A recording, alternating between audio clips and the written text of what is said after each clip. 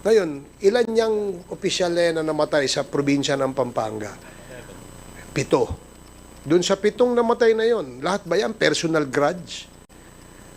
Meron bang pattern kayong na-establish na bakit itong 7 ito ay puro barangay officials? Bakit itong 7 ito ay binaril sa harap ng ganyan? The same firearms ba? Ito ba ang suspect ba ay lahat galing sa isang gun for hire na group? Can you not share to the committee kung ano inyong initial findings? Ano ba yung motibo ng mga killer na yan at bakit sunod-sunod na pinapatay itong mga barangay officials na ito? Ayan ba ay may personal na alitan? Ayan ba ay may negosyong, may away sa negosyo? Di ba? And I think that should be included in the investigation. Di ba, RD?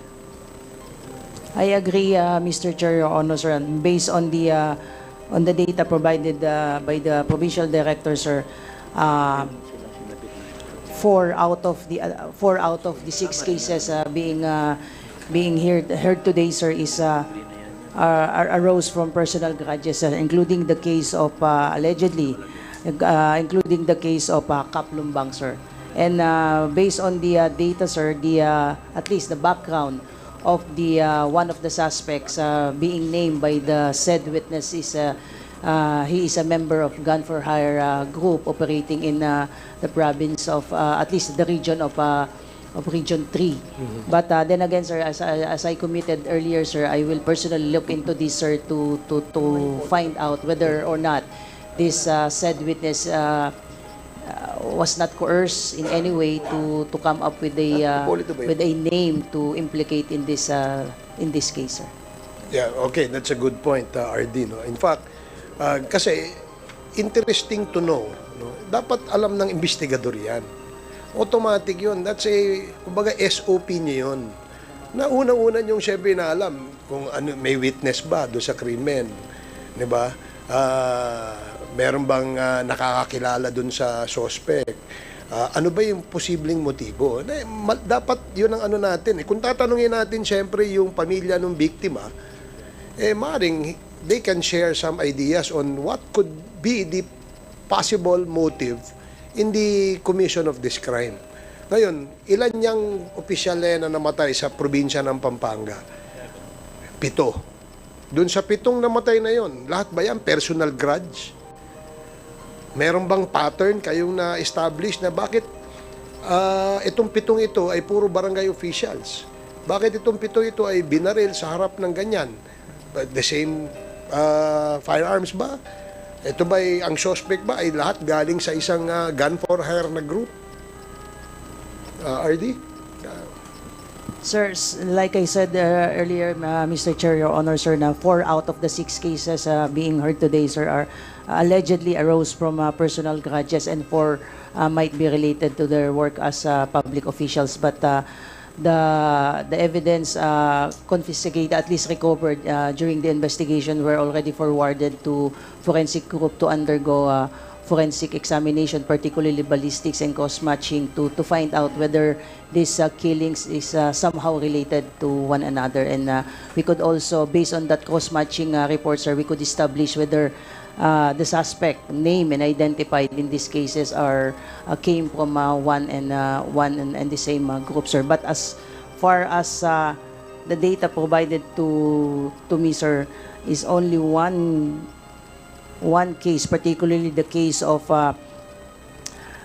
Hipolito, sir, that there are indication that the suspect, at least majority of the suspects who remains at large as of this time, have military background. So this is a information that should be further reviewed and considered, considering that the alleged perpetrators have military backgrounds, and we don't want to presume that their military background are being used to perpetrate this crime, sir. Could a possible motive be politika, RD, base sa inyong impormasyon? Sir, we cannot discount the possibility that these killings are all politically motivated. That is precisely the reason why I already directed the provincial director to dig deeper into these cases to find out that it's easy for them to say that personal grudges are the motives behind these killings, but we have to look into consideration whether these killings are all politically motivated, sir, because we really cannot discount this possibility, sir. Oo, kasi, I don't know, sa aking opinion, pinaka mabilis na excuse ay yung personal grudge. Di ba? Kasi napakadali nating sabihin, ay kasi may kaaway yan, personal grudge yan. But as you said, no, if you dig deeper, you'll be able to establish more possible motives. No? In this case, bakit ba opisyal ng barangay ito? They are politicians. So probably, there's a big possibility that this is politically motivated. Kung work-related naman, ano ba yung work ng barangay captain that would probably be a reason for them to be killed? Ano ba naman ang trabaho ng barangay kapitan? Ang barangay kapitan ba ay pwedeng mangipit ng mga negosyante doon sa lugar? So, I guess, no, as you said, kung titingnan ng mas malaliman, ma-establish nating mabuti. Ang nakapagtaka kasi, RD and PD, August pa yan nangyari. No? Hindi naman kayo magiging opisyal kung hindi kayo magagaling na investigador. Diba? I would probably understand a corporal or a PO, ano ba yung isa? PO3? PO1 na dahil yung experience yan ay hindi pa malawak. No? Pero sa inyo, alam nyo na yan yun nga, pag may nabaril, dun sa lugar na yun, alam nyo na kaagad. On top of your heads, alam nyo na kung ano yung posibleng motibo. Bakit laging personal grudge ang nagiging dahilan? I think you should rule out, hindi pala rule out, no?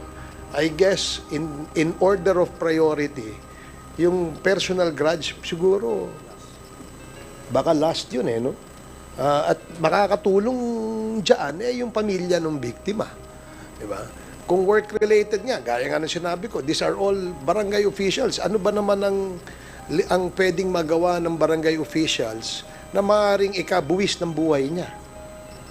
Aside from kalaban mo sa politika, iba naman yung ano doon. But please, do not rule out the angle of politics dito. Because parang there seems to be a pattern. 7 yan. 7 opisyal ng barangay. Kagawad o barangay kapitan. So bakit puro politiko? Ganun na ba ngayon sa Pampanga, binabaril ang politiko? Diba? Parang malaking question mark kagad sa ating isipan yan. Yes, sige, PD. Your Honor, Mr. Chair, with regards to the 6 EGO, sir, dito, sir, sa case ni Lorenzana Liang, sir, medyo na-establish po natin yung possible motive niya is yung business, sir, parking business of the suspect. Considering, sir, na nalabasan po natin ng warrant of arrest yung 2 suspects. And then dito naman po kay Attorney Jerome Tubig, medyo na-establish din po natin, considering po na-arrest po natin yung 3 suspects and 1 suspect is already behind bar, sir. Kaya ano po siya, land dispute, sir. So far, sir, sa 6 na EGOs, medyo na-establish po natin yung 2. Yung 2? Yes, sir. So may 4 pa rin? Yes, sir. Opo. So yun pa lang ang puzzle pa hanggang ngayon? Yes, sir. We will work on that, sir.